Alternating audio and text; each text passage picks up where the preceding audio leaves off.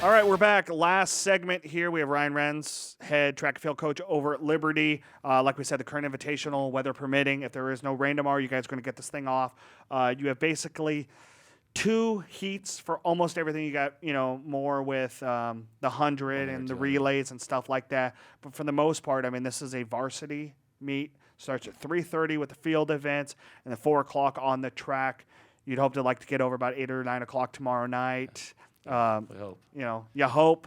But, that's the first one for you guys to kind of get out there and, get everything going and get Carl's voice kind of warmed up for the season. Let's kind of run through exactly because there is a lot of defending Central Section Masters champs coming back this year. Quite a bit. You look at Darius Smith in the 100. You look at Ben Hibbert in the 110 hurdles.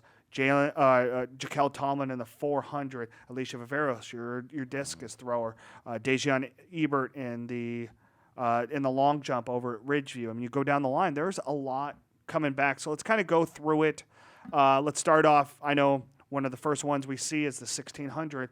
Stockdale freshman Marcus Moda on the boys' side, finished 5th in D1 in the cross country, which is a great thing for him to do at such a young age. And then Maggie Baker. Does Cagney Duncan run the 16 for you? She's running 16 tomorrow too. And obviously she's going to be one of the top ones in the 3200 tomorrow night. Let's go down the line. What have you seen out of them so far? Let's just kind of go. Just watching the cross country season. I mean, those kids are going to have. I think they're going to have a great season in track. It's kind of exciting to see how they transfer over to the track and the shorter distance and what happens there. I've got to see Moda run a few times. Talented freshman. He's going to be really, really good. He's going to be. There's 2 great freshmen in Kern County. Obviously, we won't see one of them, Didi Salcedo, because McFarland's on there. Hopefully, you'll see him at the Patriot games next month. But there's a lot of good young talent, and being able to see so many section champs come back, those that participated at the state level. Right. Another one that we'll see early on. Talked to Dave Longsinger for 15, 20 minutes last night about his 400 relay team. I mean, you look at it. Obviously, Aisha Ham is dealing with a hamstring. She won't be participating tomorrow. But when you look at it, a team that went to state, was 2nd in the Central Section last year, and they're bringing all 4 back. And then they have a 5th, Fallon Wilson, who's part of that. Her younger sister, Aaliyah's in there, along with Gianna Boston and Karina Childs. I mean, that's a fearsome force, man. And you've seen a lot of relay teams. If they can really kind of hone in, they've got the talent and the speed to do it, but they can hone in on, and you know how important a baton is. If they can get those exchanges. And the other thing is nice with them. They've got some depth. Like you said, you got 5 girls there. Yeah. So Aisha steps out. They've got someone to step in, and you never know what's going to happen in track. I mean, that can happen. I don't think they miss a beat. Yeah. I think they're still going to run. They'll probably run 48-something tomorrow, weather pending. But that's an impressive group to see what they're going to do longevity-wise, and they're going to push each other, hopefully, in practice. And I know Dave will do a good job with those girls. And Dave, as a head coach at Stockdale, has had more individual state champions than any other school in the Central Section. I mean, he's had some great relays along the years, too. I mean, he had that run of 4x4 champs back in the 2000s. I think they won 9 in a row or something like that. So, I mean, he knows what he's doing. They're going to be good. Yeah, they do. So, I mean, they've got a good chance, and that's going to be, one of the first things we'll see tomorrow. Let's move in. 110 hurdles. Ben Hibbert is a twin brother, Alex. I still can't tell those 2 apart when they walk up to me. I just say, hi, guys. Sorry, guys. I'm admitting I don't know you 2 apart unless one of you grows a goatee like you did last year. So, sorry. There's your track, Ryan. I mean, here we are. We see Ben Hibbert there. Juliana Finch, there's another one, senior at Garces now. She's one of the top pole vaulters back at the Central Section. She'll be there. Highland, we won't see Justice Smith from Highland tomorrow. I don't believe that she's in your event, but she is another Central Section champ coming back. In the 100 here, right there in lane 4 is Darius Smith, Central Section champ in the 100. He'll be coming back. That's a pretty senior-laden group there that we're looking at in the 100 from last year. Michaela Romanini, she's one of the top 400 800 section runners in the section. Obviously, we've seen her come up. Brian Nixon obviously knows a lot about that family. Jaquel Tomlin is another one there.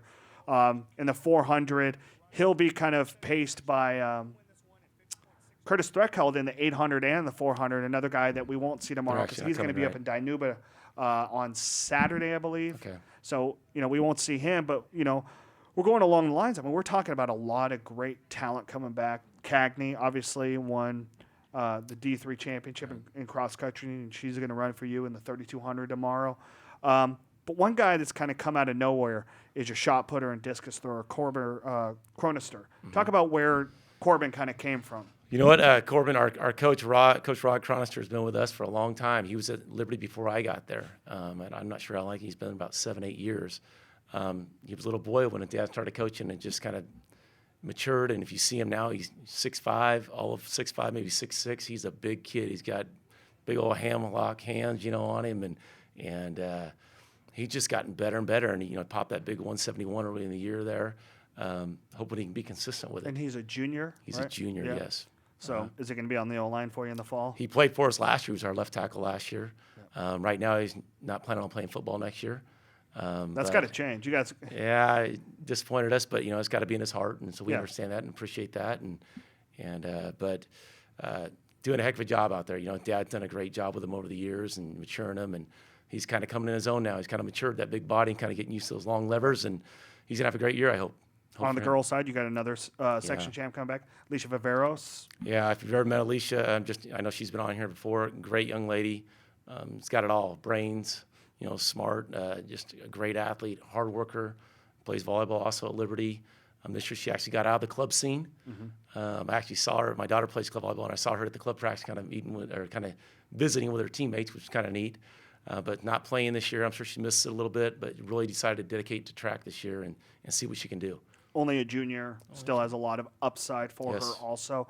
You have Ty Wallace in the long jump. I mean, obviously, you got a lot of great jumpers this year. We do. We're really, we're kind of looking for our field events to carry us as far as league meets and that kind of thing. Ty just worked her tail off. She worked all off season, more than she usually has in the past, and excited to see what's going to go. If she can put it all together. Ty's saying if she can get on that board and put it all together, she's got some big jumps in her. Right. We're just trying to get her to be consistent. You got you got Quincy Jounty coming back, and then your big jumper is Dennis Hicks. Yep. Is he still committed to Sac State? I don't know that he's committed yet. I mean, that's kind of the one offer he has out there I think he really likes. I know Cal State's interested in him. He has not made it, as far as I know, a commitment either way. If anybody's had a chance to go out and see him jump, everybody that sees him goes, oh my gosh, he is just gorgeous to watch run. You watch him run the 4x4 or any of our 200, 400, and then he jumps. He's got all the technique. He's special. He's a kid that I see going away in college and gets in the weight room, really gets serious about it.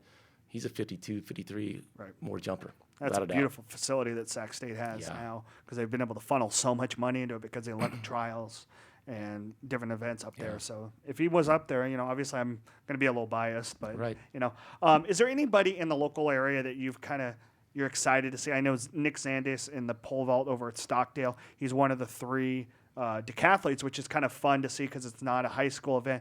But you look at Malik Gazili out of Centennial and then Daniel Richardson over at Frontier with Nick Zandis. I mean, those are 3 decathletes that are very good at the state level. Right. Anybody else that you've seen kind of, explode? Maybe you saw last week, or anybody on your roster too? I mean, as I can speak for ourselves, that's probably easiest for me. Grant Bice has done a nice job. He's ran 23.2 already this year in that first Liberty time trials. I'm excited for him. I hope, he's really worked hard, and hopefully he's going to see some big times come. What event? In the 200. Okay. So he was running 22 what? He ran 23.2 electronic, which is a good start, in the first meet. And so I'm excited to see what he can do. We actually got a couple soccer players out, which I'm excited. We got Alec Cabrera out from our soccer team, and then Anthony Smith, little guy, he's lightning. So I'm excited to see, kind of being biased to our team, see what those 2 kids are going to do. Never ran track before and came up. I've been begging them for 2 years. Finally came up and decided on their own they wanted to do it this year, so that's exciting. We look forward to that, but here we've been talking for almost a half hour about everything, but we haven't brought one name up. How is it weird not seeing Morgan Hill around? Is it? I'm sorry, I got it. I mean, Morgan sat right there in that seat and lip synced to Journey. Yeah. I mean, she's hosted this show before for us. Yeah. Morgan Hill was probably one of the greatest all-around high school student athletes that's ever come around, and not only in Bakersfield, but in the state, because she just kind of got it. Obviously, Morgan is now up at UW competing on their track and field team and doing great already as a freshman. Yeah. But for you, is it weird not having her around? It's been different, trying to find your leadership. She was the one that led all our drills and told the kids to be quiet and get going and what we were doing. And she led every workout. If she couldn't do it with the girls, she would go with the guys. That's hard to replace. And that's what Washington got, and I think they're really starting to see that out of Morgan. Is they've got a leader. whether she ends up being one of the top girls ever in the Pac-12 or whatever it is, a nation, whatever, they got a girl that's probably making their team better just in practice. Yep. And that's what she brought to us. We had her, and when we had Alex Gallen, we had 2 CIF scholar athletes on the same track team. And are great, one's going to Yale, one's doing the Washington thing, and we were pretty blessed last year. And we still have some great kids, don't get me wrong, but yeah, it's definitely different without both those kids there.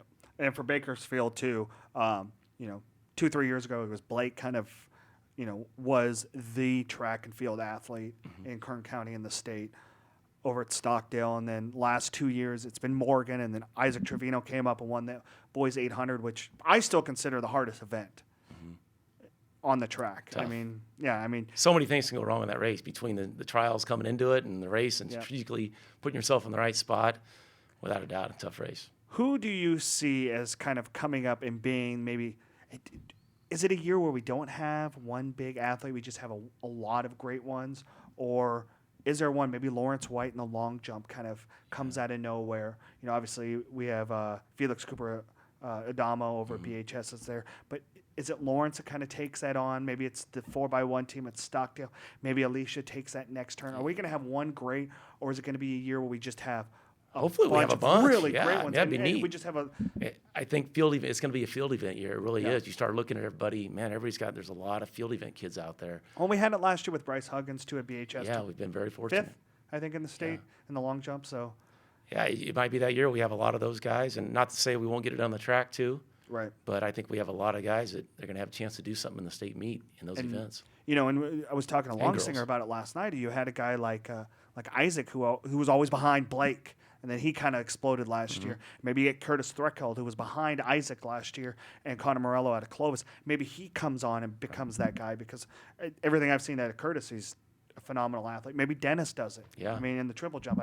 When you get a guy that can get 3 good hits and then hit that and go, it could be fun. It's going to be a fun year to watch it. It's one year you're going to spend over behind the snack bar over at Liberty to watch the jumps. That's going to be fun to see, and there's just be some big jumps. Hopefully tomorrow, weather will hold off. Weather permitting, hopefully we'll be out there. Ryan, I hope you have a good time. I'll see you tomorrow. Reminder, tomorrow, Kern Invitational over at Liberty. Starts at 3:30 field events, 4 o'clock. Starts off with the 4x1. Make sure you guys get out there.